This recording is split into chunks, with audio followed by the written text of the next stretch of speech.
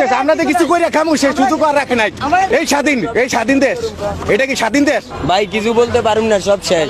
ওখান থেকে চুরি করুম, চিন্তাই করুম, মানুষ মারিয়ে টাকা লম, এটাই কাজ। আমগরে যত হালাল ভাবে ব্যবসা করতে দেয় নাই, কিছু বলার আর সুযোগ নাই। আমরা এখন চুরি চিন্তাই করুম, ডাকাতি করুম, মানুষ নাকি গুলিস্তান দেয় টাকা লইয়া দাম মুখা। আমার 5টা গাড়ি 1টা গাড়িও বাঁচাতে পারে না, মাল যদি দিদি মাল নিয়ে যাক, ছাত্ররা এবং পুলিশ সেনাবাহিনী সবাই মাল নিয়ে যাক, কি করুম এই জায়গায়? আর আমার বাসার লোক অসুস্থ, আমি হাসপাতাল, আমার ফোন দিয়া বলছে আইয়া দেখি সব গাড়ি ভাঙ্গিয়া লাইছে। 5টা গাড়ির আমাদের এখান থেকে দৈনিক 50 টাকা করে টাকা নেওয়া হয়। তারা যদি আমগরে বলতো কালকে যে ভাইয়া তোমরা এখানে রাখো না, এখানে অভিযান চলবো, আমরা এখানে রাখতাম না, আমরা অন্য কোনো জায়গায় ব্যবস্থা নিতাম। আমাদেরকে কোনো বলা কোনো সুযোগ দেয় নাই তারা। আমি বলছি মালগুলো নিয়ে যাক, আমার দুঃখ নাই। আমরা এখন মানুষ চিন্তায় আটকাবো, চুরি করে খাবো, মানুষদের ঢাক দিব গুলিস্তানে, এটাই করবো আমরা।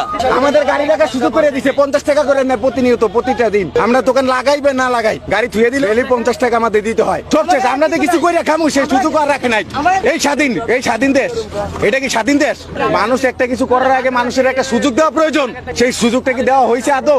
আমাদের জানানো হয়েছে যে ফুটপাতে দোকানদারি করা যাবে না, বাসা বিষয় সিল করে দেখ, সিলকেলা করে দেখ, যে ফুটপাতে দোকানদারি করবে তোমরা অন্য ব্যবস্থা নাও, তখন আমরা প্রয়োজন মতো। কিন্তু আমাদের মাল খাবে না ক্ষতিগ্রস্ত কইরা, তখন তো আর এটা এখন বলে তোর কোনো কাজ হবে না। কাজ হবে পেট বাঁচাতে তো চুরি চিন্তা ছাড়া আর কোনো পর রাস্তা আর খোলা দেয় না। ব্যবসা বাণিজ্য যা আছে সবই তো গেছে। এই পার্কিং লিস্ট নেওয়া, বছরের লিস্ট নেওয়া, তারাও অবৈধ হয় কিভাবে? তারা যদি অবৈধ হইতো তাহলে তো আমাদেরকে এই গাড়ি ঘোড়া রাখতে দিত না। আমাদের পার্কিং টিকিট আছে, কথাটা বুঝেন, পার্কিং টিকিট আছে, তাহলে এরা অবৈধ হলো কিভাবে? আমরা বুঝান জিনিসটা। এরা বৈধ দেখিতে পার্কিং টিকিট দিতেছে, এবং কি মানুষের মাথা প্রতি 10 টাকা করে নিতেছে। এই পার্কিং ভিতরে যারা আসবে ঘোরার জন্য, দেখার জন্য 10 টাকা করে টিকিট নিতেছে।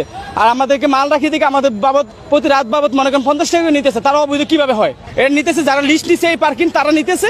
আমাদের কাছে টিকিট আছে, টিকিটের সবকিছু টোকেনেরই হতেছে। একটা দোকানে 1.5 লাখ 2 লাখ টাকা করে মাল চাবানা আছে। শীতের মালগুলো সব নতুন, এই শীতের জন্য মালগুলো শীতের মৌসুমের জন্য মালগুলো উঠেছে। একটা গাড়ি 10 থেকে 15 হাজার টাকা খরচ হয় বানাতে। আমাদের এখানে কমপক্ষে গাড়ি আছে 5 থেকে 600 গাড়ি আছে। আমরা জানি এই জায়গাটা লিস্ট নেওয়া না হলে আমাদেরকে এই জায়গায় রাখতে দিত না।